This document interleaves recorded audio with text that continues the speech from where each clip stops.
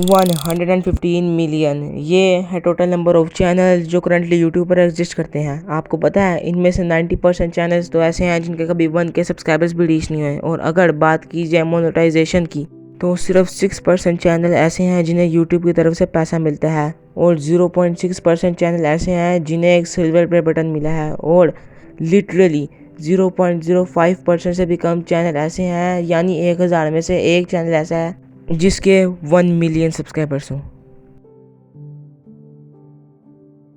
Now अगर आप ये डाटा देखकर डीमोटिवेटेड फील कर रहे हो या अपने यूट्यूब चैनल पर क्वेश्चन उठाना चाहते हो तो अभी रुक जाओ, बिकॉज ये जो 1% चैनल सक्सेसफुल होते हैं इनकी जर्नी भी आपकी तरह जीरो से ही शुरू होती है। इनकी वीडियोस को भी एल्गोरिथम उसी तरह ट्रीट करता है जिस तरह आपकी वीडियोस को। फ़र्क सिर्फ इतना है कि यूट्यूबर दुनिया भर की एडवाइस सुनने के बजाय सिर्फ इन 9 इंपॉर्टेंट पॉइंट्स पर ध्यान देते हैं।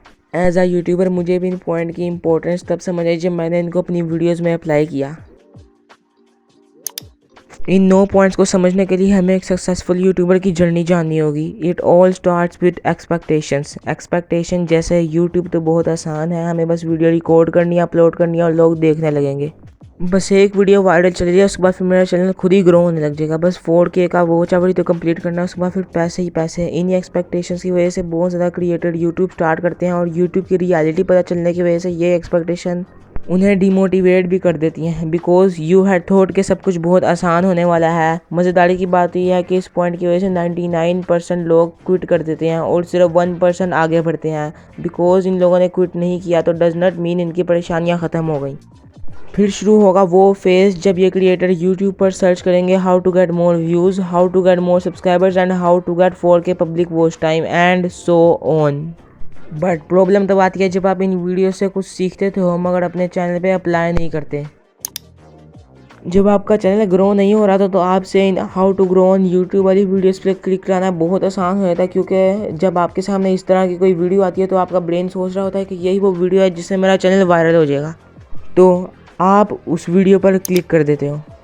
जब आप उन वीडियो से लर्न करके अप्लाई करते हो तब तो कोई प्रॉब्लम नहीं आती, लेकिन मैक्सिमम लोग वीडियो देखने के बाद वापस से यूट्यूब को स्क्रॉल करने लग जाते हैं।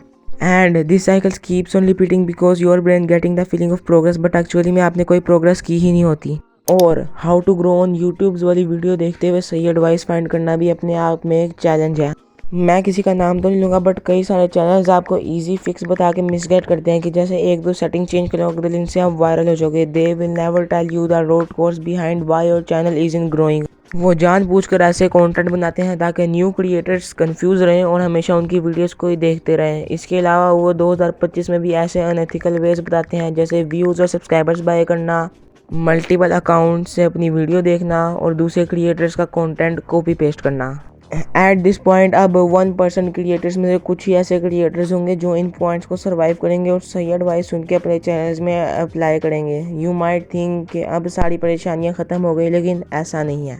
जस्ट बिकॉज आपने ये तो जान लिया कि अच्छे थंबनेल CTR बढ़ाते हैं तो इसका मतलब ये नहीं कि आप एक ही क्लिक में अच्छे थंबनेल बनाना सीख जाओगे। और जस्ट बिकॉज आपने ये भी जान लिया कि अच्छी एडिटिंग ऑडियंस रिटेंशन बढ़ाती है, इसका मतलब ये नहीं कि आप जादू से एडिटिंग सीख लोगे। कुछ चीज़ों को सीखने का सिर्फ एक ही रास्ता है और वो है एक्सपीरियंस। इस एक्सपीरियंस को गैदर करने के लिए तुम्हें सेक्रीफाइसेस करने होंगे, हेटर्स को इग्नोर करना होगा, कंसिस्टेंट रहना होगा और अपनी हर वीडियो से लर्न करना होगा। और हर वो चीज़ करनी होगी जो मोस्टली लोग करने को तैयार नहीं है। And this is the reason why 99% channels will never grow on YouTube.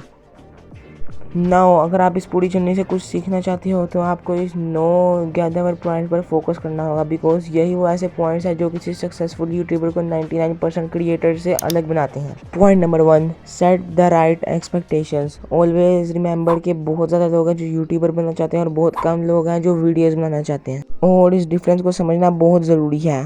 Because surface level पर इट जस्ट लुक लाइक बस आपको रिकॉर्ड करना है, एडिट करना है और अपलोड करना है, लेकिन एक वीडियो को बनाने के लिए इतने ज़्यादा स्टेप्स होते हैं जिसे यूजुअली बिगिनर्स इग्नोर कर देते हैं। और इतनी मेहनत करने के बाद भी आपको कुछ इस तरह का परफॉर्मेंस देखना पड़ेगा before you actually go viral. I think कि बस आपको 4000 पब्लिक वॉच टाइम इधर कंप्लीट करना, उसके बाद फिर आपके पास कंसिस्टेंट इनकम होगी। बट सैडली जब तक आपके व्यूज लाखों में नहीं आते तब तक आपके वो इनकम इतनी ज़्यादा कम होगी, और हो सकता है अगर आपका मंथली थ्रेशोल्ड पूरा ना हुआ तो आपको पेमेंट के लिए नेक्स्ट मंथ तक भी वेट करना पड़ सकता है। और अगर आप अपनी एक्सपेक्टेशंस लो और रियलिस्टिक रखोगे तो आपको हर छोटी अचीवमेंट से मोटिवेशन मिलेगी इंस्टेड ऑफ डिसअपॉइंटमेंट। आल्सो इस पेशेंस और माइंडसेट की वजह से आप लॉन्ग टर्म में टिक पाओगे, जबकि दूसरे क्रिएटर्स पहले ही क्विट कर चुके होंगे।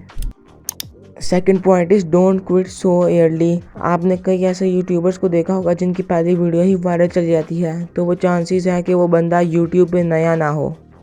The third point is apply what you learn. किसी भी यूट्यूब ग्रोथ वाली वीडियो पे क्लिक करने से पहले अपने आप से ये पूछो कि आपने जो लास्ट टाइम सीखा था उसे आपने अप्लाई किया है।